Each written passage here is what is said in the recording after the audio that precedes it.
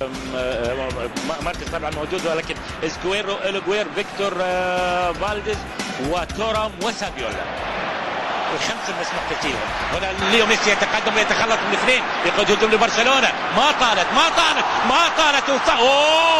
اوه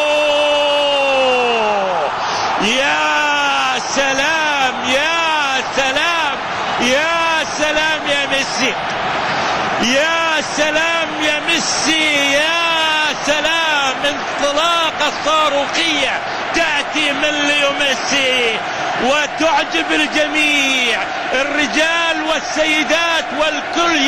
لاحظ الآن كرة شافي ميسي، هذا واحد، هذا الثاني. لاحظ الكرة وين، ما طالت على الإطلاق. التقدم، هذا الثالث، هذا الرابع. حارس المرمى وين؟ هو حارس المرمى يتخلص من حارس المرمى، وهدف خرافي لليو ميسي، هدف خرافي لليو ميسي. لاحظ الكرة وين، الانطلاقة والمرور من الجميع بهذا الشكل. انه ارجنتيني ياتي بهدف من الاهداف الاعجازية اللي ياتي مثلا فيها ارجنتيني كبير اللي هو دييغو ارماندو مارادونا. ليو ميسي يفعل بهذا الشكل اليوم. ليو ميسي